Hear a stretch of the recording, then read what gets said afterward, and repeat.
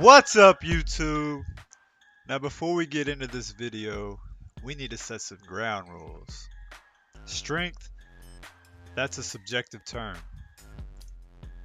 This means it is based on or influenced by personal feelings, tastes, or opinions. Yes, I literally just read the definition from Google.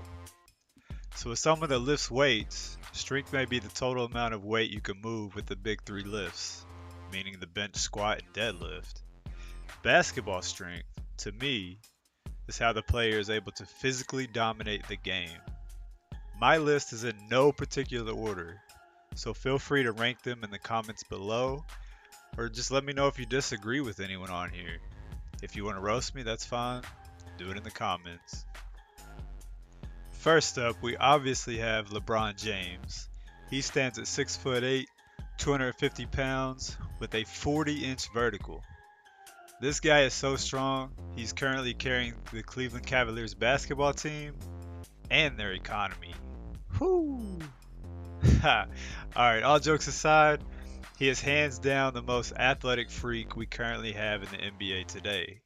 To quote Paul Pierce, once he takes his first step off the dribble, if he gets to the side of you, there's no staying in front of him. He's just too strong when he gets his shoulder into your chest. LeBron is currently going into his 15th NBA season, seasons that have carried out to the final 7 straight years, and he has never suffered a major injury. He has played over 50,000 minutes. For comparison, Jordan played 48,000. And he has never had a major injury. This is due to not only being a genetic freak, but also taking great care of his body. It is reported that he spends around $1.5 million a year on his body. He is the epitome of a true gym rat, and that is why he is on my list of strongest NBA players ever. I mean, just look what he did to Jason Terry. Damn, man. Next up, we have the most physically dominating player I ever witnessed with my own eyes. Shaquille O'Neal, aka Shaq Diesel, aka Superman, aka the Big Shaqtus, aka the Big Shamrock, aka Dr. Shaq, aka, okay, I'm not gonna keep going, but y'all get it. He has a lot of nicknames. Alright, he's around 7 foot tall, 330 pounds. I shouldn't even have to say anything about how strong he was while you're watching these clips. I mean, come on, man. The dude looks like he's just playing in the backyard with his children. He's just dunking on everybody his entire career. He was breaking backboards and goals left and right. He was going through grown-ass men as if they weren't even there. It's crazy. Just look at him. That was until he met the next guy on my list. Ben Wallace. Whoo! This man became one of my favorite players when he was able to hold Shaq down and end the Lakers championship runs. He ended that three-peat single-handedly. Okay, it wasn't just him, but I promise you the Pistons do not beat the Lakers without Ben's defense on Shaq. I promise you. In fairness to Shaq, it was towards the end of his prime, but this was still no small feat. Ben only stands around 6'9" and weighs in around 240 pounds. He was giving up probably 80 to 90 pounds versus Shaq. He was definitely an undersized center, but he made up for it with his pure strength and athleticism. Big Ben even won the Defensive Player of the Year award 4 times. This is what I'm talking about. Some of these clips right here where him and Shaq were just going to war in the paint. It's just impressive. Look how much bigger Shaq is, but Ben held his own. This right here was one of my favorite plays of all time. It kind of symbolized to me the end of Shaq's career and showed how dominant Big Ben really was. Speaking of undersized big men, Charles Barkley always held his own on the court. This dude is only about 6'6", and that's generous. I'd say probably 6'4", 6'5" at the most, and he weighed in at around 250 pounds. Currently, he might be around 350 pounds, but that's not important. Everybody knows Chuck loves him some Krispy Kreme donuts, and I can't blame him. Damn, now I'm hungry. Anyways, one can argue that Barkley was the second best player in the NBA during his prime, behind, of course, Michael Jordan. The NBA had to create a rule stopping him from backing down players and scoring. The rule, known as the Charles Barkley rule, no longer allows a player in the front court, below the free throw line, to dribble the ball with his back or side to the basket for more than 5 seconds, or it's a turnover. For his size, one can argue he was the best rebounder of all time, and that speaks volumes for just how strong he really was.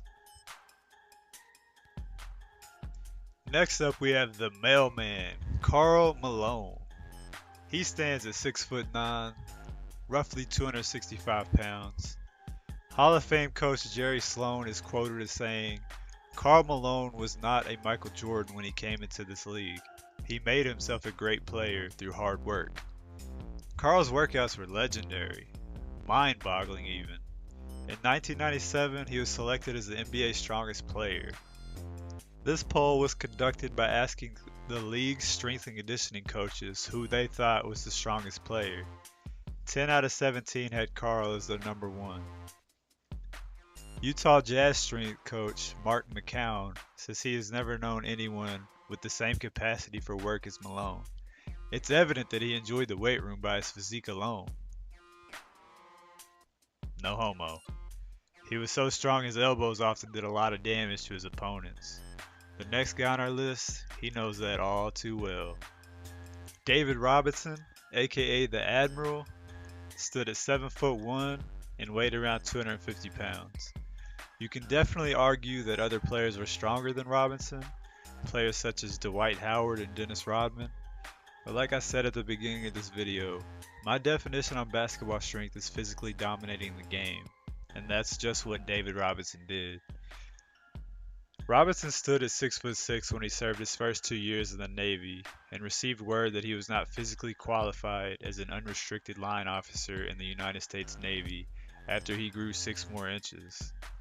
The Admiral was a combination of strength, quickness, and finesse on the court, something that many people had never seen before. Plus, he had some big-ass arms. Man, what was Robinson doing in a weight room? Need to start doing that. Next, we have Zoe. Alonzo Mourning stood at 6'10", and he weighed around 240 pounds. This man was an absolute beast when it came to defense, particularly shot blocking, and he also always brought a relentless passion to the game of basketball. He took home the Defensive Player of the Year award 2 years in a row as a member of the Miami Heat. No center in the league looked forward to facing Alonzo Mourning in the paint. I'm telling you, this dude was a straight monster when it came to protecting the rim. And look at them damn triceps, holy shit. Now we're getting into some of the players I never got the chance to watch. I'm currently 29, so I definitely never got to see Moses Malone. This man stood at 6'10" and weighed around 260 pounds. Moses may very well be the best rebounder to ever play in the NBA. He was even accused of inflating his rebounding numbers by purposely missing shots and getting the board, just because he knew he was strong enough to do it, which is absolutely nuts. Think about it. He was missing shots on purpose because he knew he was stronger than the guy next to him. That's crazy, man. Next up, we got DAWKINS. I'll be honest, I wasn't too sure who he was until I started researching. And wow. Wow. This dude is a monster. I wish I could have seen him play. He was 6'11" and around 250 pounds. He had the nickname of Chocolate Thunder. Chocolate freaking Thunder. He was breaking rims and backboards way before Shaq was. He is quoted as saying, "Everybody says a dunk is only 2 points, but it gets your team hyped, gets the crowd all excited, and it takes the starch out of the other teams, especially when you dunk on somebody." And I was always dunking on somebody. Last but not least, y'all already know it's Wilt Chamberlain. Everybody that clicked this video knows Wilt Chamberlain was going to be on here. Wilt stood at around 7'1". He entered the NBA at around 250 pounds and slowly went up. I think he ended his career around 300 pounds. And he might be the strongest player to ever play the game. There's tons of videos on YouTube going into crazy stories of just how strong this dude was. I suggest you all go and watch those.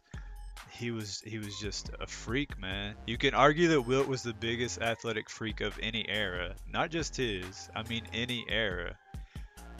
If you need more proof of just how strong he was, listen to Arnold Schwarzenegger right here. But I was a big fan of his because he came to the gym and he would do a tricep extension that, like, the big guys, the strongest guys would do, let's say, 120 pounds, let's say, tricep extension, pulling down, right?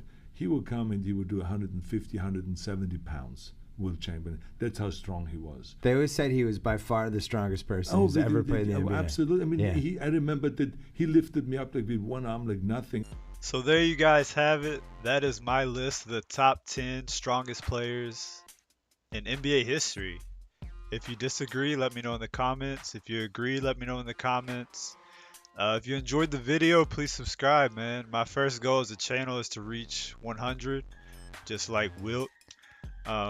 If you could subscribe, that would mean a lot to me. If not, it's cool, man. It's all love, baby. It's all love. All right, appreciate it.